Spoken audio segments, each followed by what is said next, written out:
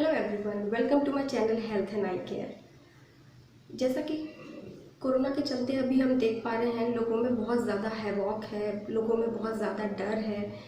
उनको समझ नहीं आ रहा है कि किस टाइम कौन सा टैबलेट खाना है, कौन सा दवा कराना है, कौन सा टेस्ट कराना है और किस टाइप का इलाज करना है। उनको मतलब पेशेंट मेरे पास इतने ज़्यादा जब आते हैं तो सबके सब मेरे से बस एक ही सवाल पूछते हैं कि मैम, हमको ये बुखार आया था तो क्या हमें ये टेस्ट कराना चाहिए, क्योंकि टेस्ट कराने अगर वो जाते हैं तो वहाँ पे इतना ज़्यादा भीड़ है और उनको टेस्ट कराने की वजह से कहीं वहाँ पे कोरोना ना हो जाए। क्योंकि जनरली क्या होता है कि बाहर इतना टेस्टिंग सेंटर्स पे इतना ज़्यादा भीड़ है, तो घर में नॉर्मली लोगों को ये कोविड नहीं है, लेकिन कितने लोगों को ट्रैवलिंग के चलते या बाहर जहाँ पे बहुत ज़्यादा ये कंजेशन या जहाँ पे बहुत ज़्यादा गैदरिंग है वहाँ पे उसकी वजह से उनको कोरोना हो जाता है। तो लोगों के मन में इतना ज़्यादा कन्फ्यूजन है कि कब हमें टेस्ट कराना है, कब कौन सा ट्रीटमेंट करना है। तो ये मैं आज इस वीडियो में बताना चाहूँगी कि इतना ज़्यादा जो कन्फ्यूजन है लोगों के मन में, उसको हम कैसे क्लियर करेंगे। अगर आपको कोरोना अगर लग रहा है कि फ़ीवर आ रहा है और घर पर भी हम कैसे इसको मैनेज कर सकते हैं। अगर ऐसी सिचुएशन आती है, अगर आपको लग रहा है कि कोरोना आपको फील हो रहा है कि उसके सिम्टम्स अगर फील हो रहे हैं और गॉड फॉरबिड ऐसी कोई सिचुएशन आती है कि जब हम बाहर से मैनेज नहीं कर पा रहे हैं चीज़ें, तो जब वो सिचुएशन है एटलीस्ट हम घर पे कैसे मैनेज करें। तो मेरा ये वीडियो बनाने का मकसद ही यही है, लोगों के मन में जो कन्फ्यूजन है उनको क्लियर करना। तो आइए आज इस टॉपिक को उठाते हैं और जितने भी आपके मन में कन्फ्यूजन है उसको पॉइंट बाय पॉइंट इसको क्लियर करते हैं। तो सबसे पहला क्वेश्चन है कि अगर आपको फीवर आ रहा है कंटिन्यूअस, यानी कि 1 दिन 2 दिन 3 दिन तक अगर रेगुलर कंटिन्यूअस फीवर आ रहा है और आप पैरासीटामोल टैबलेट खा रहे हैं, उसके बाद थोड़े टाइम के लिए वो ख़त्म हो जाता है और उसके बाद फिर से फीवर आना स्टार्ट हो जाता है, तो यानी कि कुछ तो गड़बड़ है। जनरली हम लोग और इस टाइम पे स्पेशली जब इतना ज़्यादा कोविड फैला हुआ है तो इसको बिल्कुल भी इग्नोर ना करें।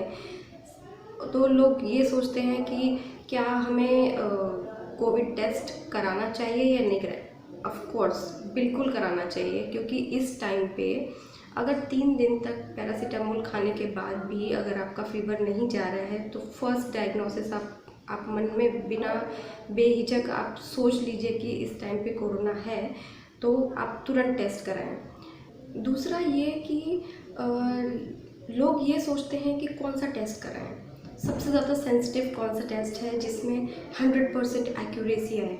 तो इस टाइम पे जो अवेलेबल टेस्ट है वो एक है RT-PCR और एक रैपिड एंटीजन। दोनों ही टेस्ट रिलायबल हैं, लेकिन हम ये नहीं कह सकते कि 100% सभी रिलायबल हैं। फॉल्स नेगेटिव फॉल्स पॉजिटिव दोनों में ही आ सकते हैं। 100% कोई भी टेस्ट स्पेसिफिक नहीं है, लेकिन दोनों में से आप कोई भी टेस्ट करा सकते हैं।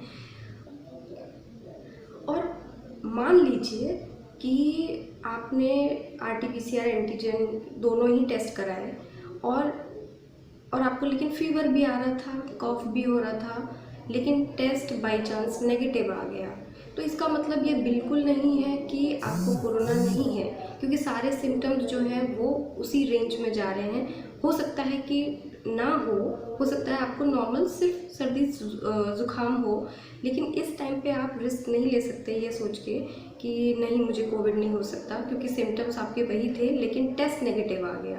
क्योंकि टेस्ट जो होते हैं, जैसे मैंने अभी थोड़ी देर पहले बताया कि 100% रिलायबल नहीं होते हैं, वो नेगेटिव भी आ सकते हैं, मतलब फॉल्स नेगेटिव और फॉल्स पॉजिटिव दोनों ही केसेस में आ सकते हैं। तीसरा सवाल जो बहुत ज़्यादा लोग रेगुलर पूछ रहे हैं वो ये कि 2 वैक्सीन जो इस टाइम पे अवेलेबल हैं, कोविशील्ड और कोवैक्सीन, उनमें से कौन से ज़्यादा इफ़ेक्टिव है, तो उन दोनों में से कौन सा ज़्यादा लगवाना चाहिए। तो देखिए, पहली बात, इस टाइम पे वैक्सीन की जहाँ पे इतनी स्कैरसिटी है, इतनी मारामारी है, इतना लोगों को मिल नहीं रहा है वैक्सीन, तो एटलीस्ट जो भी वैक्सीन मिल रही है आपको, आप तुरंत लगवाएं, चाहे वो कोविशील्ड हो चाहे कोवैक्सीन, दोनों ही इफ़ेक्टिव हैं। मतलब ये नहीं कह सकते कि आपकी वैक्सीन लगाने के बाद आपको कोरोना नहीं होगा, ऐसा नहीं है। लेकिन हाँ, वैक्सीन लगाने के बाद जो उसके थोड़े से साइड इफ़ेक्ट्स होते हैं, जैसे कि फ़ीवर आना, सर्दी ज़ुकाम, बॉडी में पेन होना, वो अगर आप लगवाएंगे तो एटलीस्ट जो कोविड में जो कम से कम जो डेथ रेट जो इतना बढ़ रही है, एटलीस्ट उस सिवियरिटी तक नहीं जाएगा। आपकी बॉडी में कम से कम एंटीबॉडीज़ तो होंगी आप वायरस के अगेंस्ट लड़ने के लिए। एटलीस्ट वो एक सिचुएशन नहीं आएगी जहाँ पे लोगों की इतनी ज़्यादा मौतें हो रही हैं, जिसको देख के किसी भी इंसान का कलेजा काँप उठेगा। इतना ज़्यादा तादाद में लोगों की जानें जा रही हैं, उससे एटलीस्ट बेस्ट है कि आप जो भी वैक्सीन मिल रही है आप प्लीज़ रजिस्टर करके तुरंत लगवाएं। अच्छा, अब अगला सवाल ये कि अगर मान लीजिए कि कोविड टेस्ट आपने कराया और वो पॉजिटिव आया, सबसे पहले तो बिल्कुल भी घबराना नहीं है। प्लीज़ बिल्कुल भी घबराना नहीं है, क्योंकि घबराने से, टेंशन लेने से आपकी बॉडी में इम्यून सिस्टम और कम हो जाता है। तो प्लीज़ बिल्कुल भी टेंशन ना लें, क्योंकि ये एक सिर्फ वायरस है और एक फ्लू है जो नॉर्मल सर्दी खांसी ज़ुकाम की तरह ही होता है। लेकिन अगर आप बहुत ज़्यादा टेंशन लेंगे तो वो जल्दी ठीक नहीं होगा। ठीक है, तो सबसे पहले अगर आपका टेस्ट पॉजिटिव आया तो बिल्कुल भी घबराना नहीं है। सबसे पहले जो आपको काम करना है वो ये कि आपको बिल्कुल आइसोलेट करना है अपने आप को। आइसोलेट मतलब बिल्कुल एक कमरे में आपको बंद हो जाना है, बहुत एक हैवी मास्क पहनना है N95, और अपने सारे फैमिली मेम्बर्स को बिल्कुल अलग कर देना है। तो उस कमरे में सिर्फ आप रहेंगे, जिसमें और कोशिश करिए कि टॉयलेट बाथरूम उसी में ही अटैच्ड हो। अगर नहीं है तो भी आप कमरे से जब बाहर निकलेंगे तो मास्क पहन के निकलेंगे, सैनिटाइज़र पूरा हाथ क्लीन करके निकलेंगे, अदरवाइज़ आपके पूरे फैमिली को कंटैमिनेट होने के चांसेस रहते हैं। तो आप जब पूरे घर में आइसोलेट, अपने एक कमरे में आइसोलेट हो गए, तो अपना जो भी खाना पीना है वो किसी, जो भी आपके फैमिली मेम्बर हैं उनको बोलिए कि वो बस आपके दरवाजे पे आके रख जाएं, और जब वो चला जाए जो भी पर्सन है तो आप दरवाज़ा खोल के वो अपना फूड या जो भी ग्रॉसरी या कोई भी सामान जो आपने मंगाया है वो आप अपने कमरे के अंदर ले लें। दूसरा कि एक पल्स ऑक्सीमीटर है जिसको आप उंगली पे लगाते हैं, बहुत इजीली मार्केट में अवेलेबल है, आप ऑनलाइन भी मंगा सकते हैं। पल्स ऑक्सीमीटर हमेशा अपने साथ रखें और उससे हमेशा अपना ऑक्सीजन और हार्ट रेट दोनों चेक करते रहें।